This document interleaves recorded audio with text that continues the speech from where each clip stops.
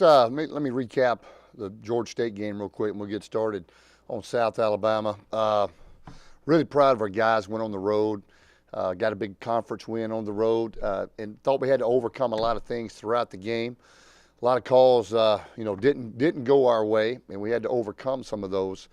But nevertheless, I thought our kids played awfully hard. We accomplished one of our main goals, and that was to start fast.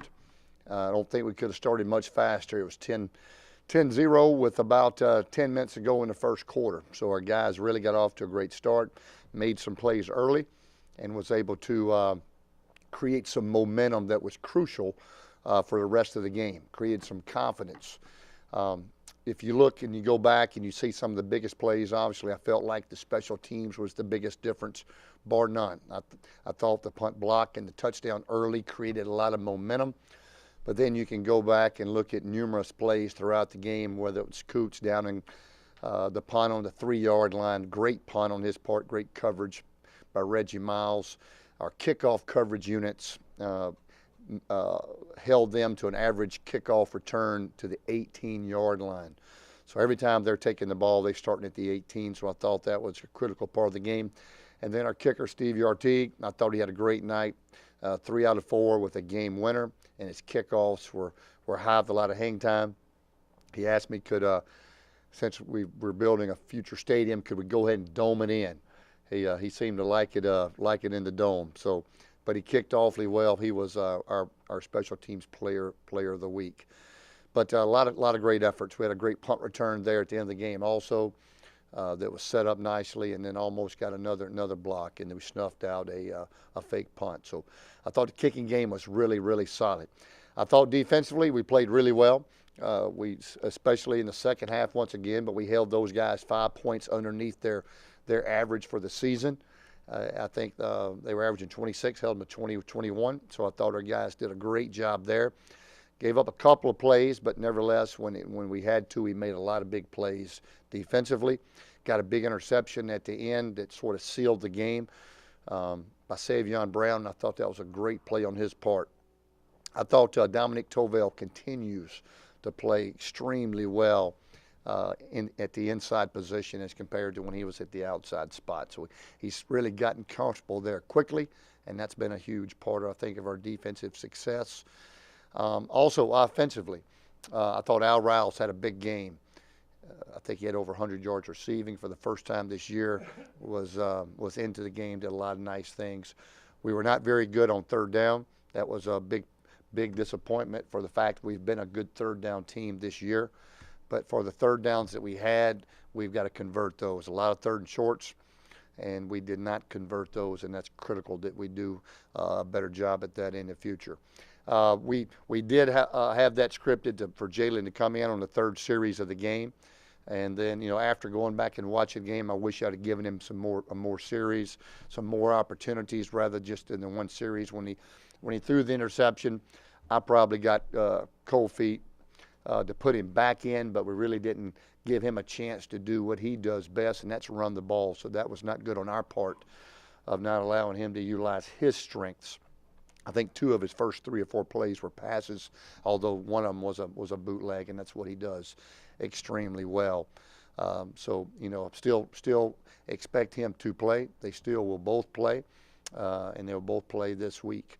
And so, nevertheless, I thought Brooks managed the game well. We didn't score a lot of points. We only scored 16 offensive points, and we were 3 out of 14 on third down. So obviously we got to do better at all positions. And so I don't think that nailed down necessarily the starting spot for the remainder of the year. We'll make the decision again on Friday, but right now I would say Brooks would start, but Jalen will definitely get some playing time again this week. So big game this week going on the road, South Alabama. They're same record as us, 4-4. Still fighting to stay in the conference race for those guys too. They've got a big win over San Diego State earlier in the year on the road. And then they've been pretty good. They've got a good team, a lot of transfers that have come in and helped them right away. Coach Jones does a nice job with those guys. They've got a big tight end that's hard to handle, and then they've got, to me, a really good defensive line and a good secondary, and to me, a really good group of linebackers. One who's a transfer that's an outstanding player. So it's going to be a big challenge. Playing on Thursday night, excited about the national exposure for our football program on Thursday night. We've climbed our way out of this hole that we sort of dug ourselves early in the year, and now we obviously our team is more confident, and there's a bit another shot in the arm to get to 3-1 in the conference play as we move forward for the rest of the year. So with that, open up any questions.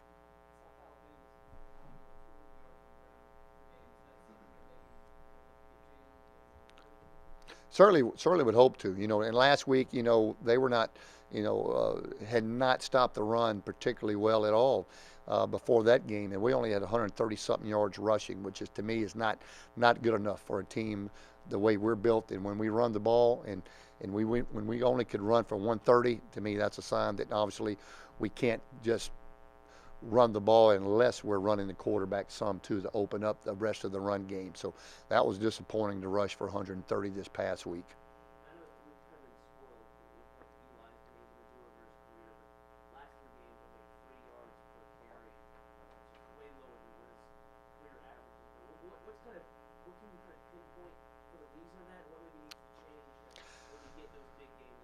Well, I think one of the things, once Jalen's not in there, they know he's the only one who's going to carry the ball, and so they're fitting the box for him also, and making us throw the ball. And right now, when Brooks is in the game, and if he's going to be the guy, we've got to be able to throw the football more effectively if he's going to be the guy. Otherwise, we need to run the ball with Jalen more often. So, we've got to be more effective in the pass game when Brooks in the game, and then when Jalen gets in there, we've got to be more effective in the run game. But I think he helps Eli when he's in the game, because it takes a little bit of pressure off of Eli, because now they've got to stop two guys that can run the ball.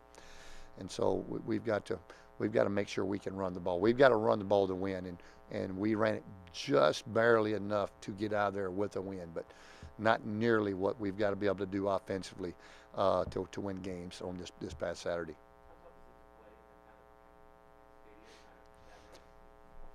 It was, I'll say this, it wasn't as bad as I thought it was going to be.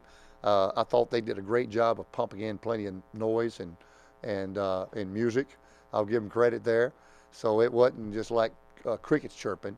That really would have been tough. But they did a great job with I don't know if it was crowd noise or what, but it was pretty loud, pretty good vibe. But it wasn't the crowd we're used to playing in front of, here at home. But I'll say this, they're drawing better than what they've done. And I think Trent Miles is doing a really good job there. You look at their players.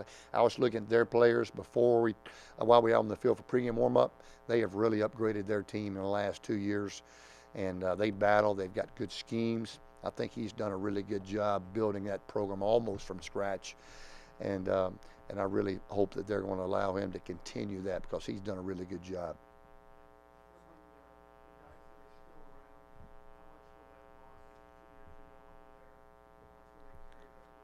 Yeah, we mentioned that yesterday in our team meeting. That's we went over there after Terrence had gotten hurt, and went over. We didn't play very well at all, and especially didn't score any points, I don't think. And so we've got to do a much better job this time around. That's always going to be tucked away in your pocket, because we're going to make sure our kids remember last time we went there, we didn't play particularly well. They got after us and sent us home with a loss, and so. We're going to be much more prepared this time. We're going to make sure our kids are fresh. We're going to make sure that they're prepared, and they're excited. I'm going to tell you, our team right now is just like they've been doing all year. But as we've climbed out of this hole and we've got some wins as of late, they really have gained a new sense of urgency and excitement. And obviously, that anytime you got winning locker rooms, that fixes a lot of things. What's it? Oh, yeah, first thing, sun was up, we was here. So it was, we had to make up some time. Normally on Sunday mornings, we take our families to church, and then meet up here right after. But we had to make up some time for what we normally don't get, for what we normally do get. And so it's been a grind, but we're on schedule. I like where we at schedule-wise as far as our coaches with the game plans. Today's practice is we're practicing on a Monday, which is today, which is typically a day we take off. So you just move everything up. So we're practicing as if it was Tuesday, And but we're putting in our first down and third down plan in today. Normally it's just first down, but we'll do both today. What's the biggest challenge with basically 4 days? Well, what one is making sure you've got everything in, and the key when you're playing a short week, when you have one less day of practice, is being careful how much you install. Game plan wise, if you're putting a lot of new wrinkles in and you don't have enough time to prepare for all of those, then sometimes it can backfire on you. So you got to be careful in that aspect. So it's how much of new game plan stuff can your kids absorb, and obviously be able to run efficiently with a shorter week of practice. And sometimes in short weeks, more is better, or less is better, I should say. Coach, they present a little bit more balance on offense than Georgia State does. Obviously, having Xavier Johnson back, but he's healthy, 190-something yards last week. But also, when they do throw the ball, the opponents have been sacked 21 times, so their offensive line has given up. Talk a little bit about that defensive lineup you have this week, the quick tackles and Chris in there. That gives you a little bit more quickness, and then you've got Barzell on those guys on the outside. Well, that's helped us having Dorzell on the outside. Chris Prater had an awfully good game the other day, and so I think I'm hoping our pass rush will be effective. They've gotten much better to me in the last few weeks, especially with Chris as he's come back into the mix here mid-season, where he was out the first part of the season and we didn't have Dorzell. So our pass rush is definitely increased or improved, and we'll definitely need that on Saturday. Like I said, they've got some good targets, some good wideouts, and some tight ends, and obviously a good back. So we'll definitely have to get some pressure on the quarterback and take some pressure off our DBs. One of their linebackers, Blake Dees, set a school record last week with 20 tackles. Is it possible to quietly have 20 tackles, or is that something that really jumps out on film? Well, that jumps out. You get 20 tackles, you're all over the field. And he was just that. And so we've got to do a great job of staying on our blocks, and we've got to make sure that we're doing a great job putting our kids in position to be successful. But he's all over the place.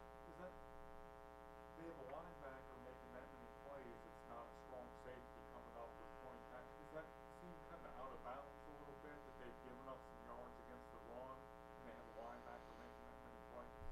Well, nevertheless, whether it's behind the line of scrimmage or if it's down the field, he's getting to the football, whether it's if it's his guy or not. But he's definitely getting to the football, and you got to give him credit, a lot of credit for that. That's hard to make 20 tackles in a game. That's pretty impressive. You mentioned not trying to install too much. Do you try and install something anything different? 2 months into the season, what's that film on you? Oh, you're always trying to break tendencies. You have your base plays, then you have your counters off of your plays, and you have your play action pass off your plays. But then as the season goes along, you're looking to see how teams are defending you, and then you also are trying to add things off what you already do. You don't ever really wholesale add new plays. You just add wrinkles of what you already do to try to take advantage of what a team may show on film. And so every team always looks for opportunities to add something to give them an advantage throughout the game. These great weeks for the defense and the special teams kind of winning you guys ball games. Is there like the sense that we need to get the offense going now? Yeah, no question. No, the offense has got to get rolling. That's 2 weeks in a row, and we've got to be able to run the football. And for a team that prides itself or really runs the ball first, 135 yards is not good enough, especially against Georgia State. Nothing against them, but they just had not been very successful stopping the run. And then we didn't go over there and particularly play very well. And so we've got to play better. We're addressing some things, and we're going to, both quarterbacks are still going to play and get an opportunity. I wish we'd have gave Jalen a couple more opportunities instead of being so quick to pull him right there. But that's just as much my fault. But should have given him another opportunity and allowed him to do what he could do, allowed him to do what he does best.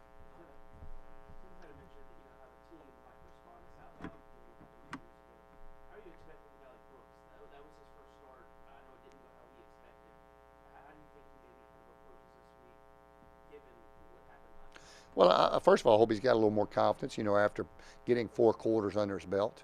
And so he's got some playing time now back under his belt. The last time he went down there, he had maybe 10 plays under his belt, not many. He finished up Georgia State game, and then went into that game. Not a lot of playing time. Now he's got some playing time under his belt. This is not his first chance to get on the field like it was 2 years ago, and so obviously he's matured and he's a much better quarterback now than he was then because he was much younger and not much experience. And so I'm sure he's looking at an opportunity to go over there and play better than we did as a team 2 years ago.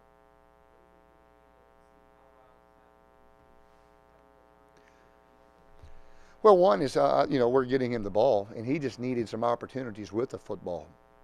When he gets the ball, he's effective, and there's been times when we have not done a good job of getting him the ball. But when you get Al involved, he's pretty effective now. Whether it's the jet sweeps, running the ball, whether it's in the passing game, and so I've been really proud of Al and his leadership and his work ethic, and I'm glad he's a big part of this offense.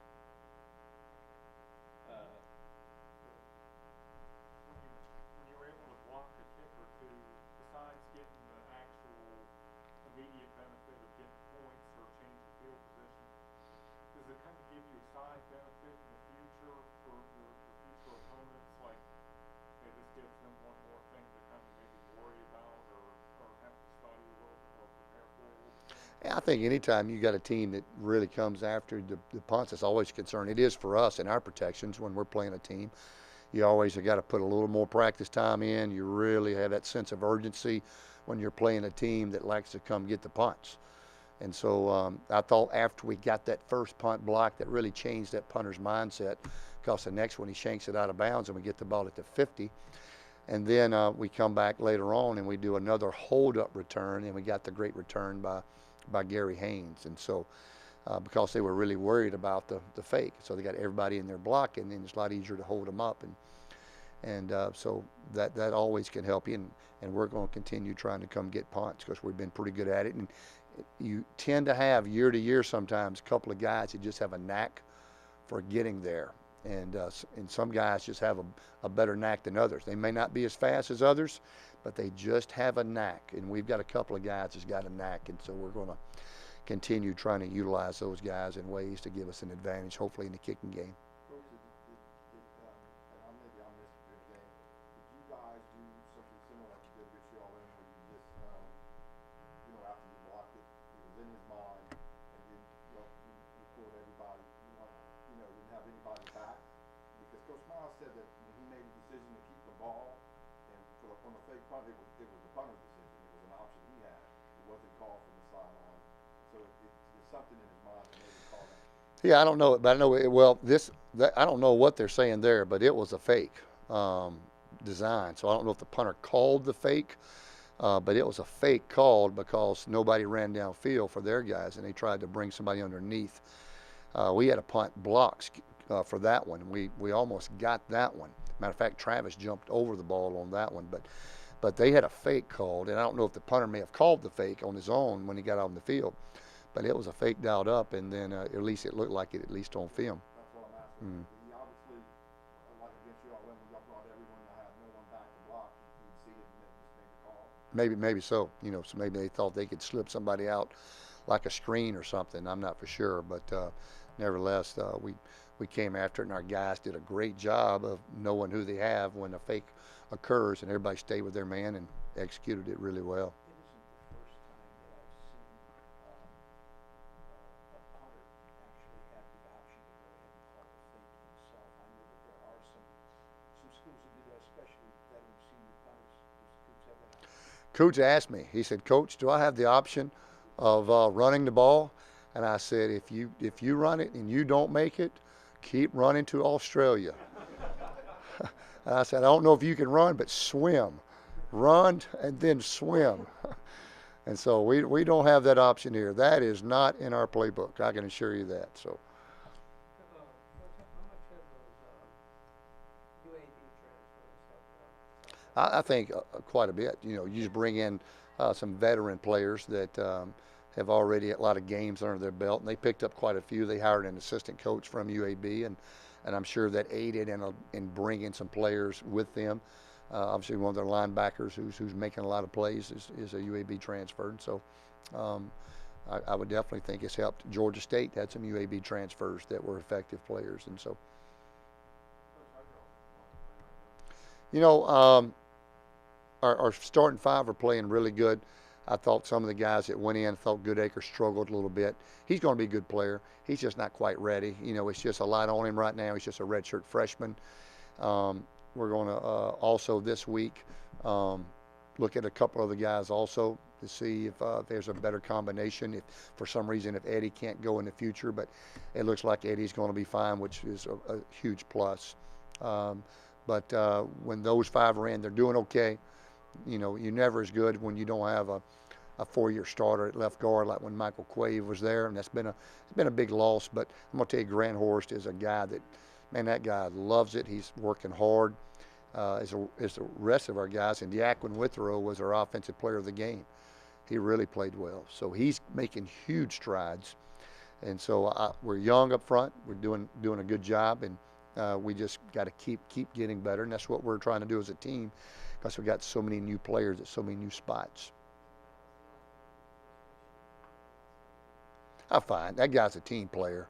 He's a team player, and you know we've got to get him some more hits, some opportunities for some bigger plays. We probably didn't give him enough chances for some bigger plays, but he's a warrior. He comes to work every day, and if he stands there and watches Torrey run the ball, he's clapping for Torrey as hard as anybody in the stadium. He's the ultimate team player, and that's why you know he is who he is. Yeah, got some quality play. You know, we probably have not given him a fair shake, to be honest with you. And he's had some really good weeks of practice, and that's why he's getting to play now. And we need to get him the ball. We've thrown him a couple balls. I think last week we threw him one that we got a PI on, and might have been this week. I can't remember. Yeah, this week. And so we gave him a shot to go get a ball, and it was a little bit underthrown, and we got the PI. And he's a guy that's got track speed who can get behind you. And I'm just proud of that kid. That kid's worked awfully hard. That's a kid that's been here now going on 4 years, never missed a class, never missed a meeting, fast, works hard. He's going to help us before it's all over. Arbuckle was having a huge game against y'all the first 3 quarters, and then the fourth quarter was shut. Made like 3 for 12. So I know that the second half has been y'all's rallying point the whole season, but what particularly then? I think in the second half, one thing, I think we wear teams down a little bit. I think our team wears you down a little bit. And I think our pass rush really started finally getting home with Darzell, Chris Prater, and I think that helped because the best pass coverage is a great pass rush. And he had some time there in the first half. And, you know, when I decided to punt it after the timeout and we pinned them at the 3, I was like, boy, great decision now. But then 2 plays later, they're back at the 50, and I'm like, well, dang, should have went for it. And so, you know, we sort of let them out of the hole right there. But nevertheless, in the fourth quarter, that, you know, I think just keep coming at them, I think just wears them down. And Darzell Washington will wear you down, having to block that guy all day, and he finally started getting home and at least making him move his feet and getting him off his spot, as we like to call it with a quarterback. Yeah, we got the ability with some calls to move him around a little bit, try to get him matched up, and he did a good job. Bill's obviously been a really super productive player the first 3 years here, but I mean, he's never been quite like this with 7 sacks. Right. So what's been kind of the difference in that part of his game? Probably giving him some more opportunities to do that. You know, we're bringing him a little bit more. When you bring him, he's really effective, and he's a good pass rusher too. Because when you blitz, you have to be a good pass rusher. Because you're not going to be coming unimpeded. You're going to be blocked also. And so he's done a really good job defeating blocks and getting to the quarterback and getting not only sacks but pressures. You know, as a head coach, you always have tons on your plate, but I feel like this season, more so, and I've only been here 2 years, you're having to, this guy we should have gave more touches. We should maybe do. I mean, are you finding yourself having to, how do you grade your years? Well, probably like everybody else, not very good. That's probably how everybody else would grade it too. But you know, it's been one of those years, and you have those years, and where you have leaks in the dam, and you're plugging them with your fingers, and sometimes you're reaching up and sticking a toe in it, and by the time you get this one plugged, boom, you spring another leak with another injury or another situation. It's just been one of those things, and we were probably due. to have some injuries, because we've been very fortunate not to have very many. And so I think the law of averages caught up with us in that situation. But that's part of coaching. To be honest with you, and sometimes that's when you feel like you're doing the most. You know, maybe not be all the time the right decision, but you got a lot of decisions to make. Some of them are good, some of them didn't work, so then you change it and try something else until you finally get that dam plugged. And so, and I think right now, by the way we've been playing and the way we've come on and won our last 3 out of 4 games, that we're starting to get better. We're starting to see some of the fruits of the labor, of the hard work we put in, of developing some young kids, moving some people around, having to make changes to personnel. We've made a lot of personnel moves throughout the season, not just on offense with the offensive line and the quarterback, but in the secondary and at linebacker.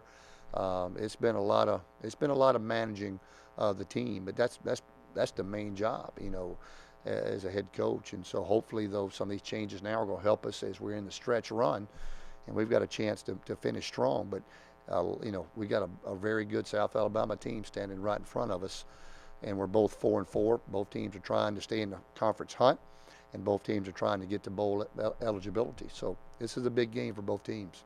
One more.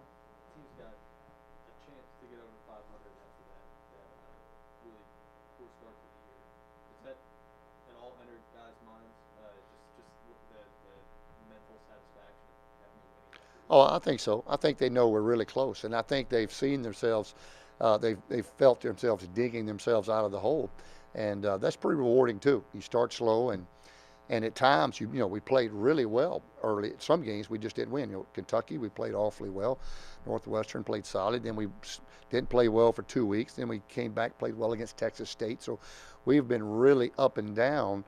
So hopefully now we can play a little more consistent football, and hopefully now with guys settling in like Tovell, like Grant Horst, some of those guys, our secondary settling in a little bit. Our kickers are experienced now. Hopefully we're a much better team than we were, you know, earlier in the year when we were making a lot of mistakes that, you know, new players make at certain positions, and hopefully we can continue improving. And if we do that, we're going to have a lot of good football left to be played. So we're pretty excited about the opportunities. All right. Thanks, guys. Appreciate it.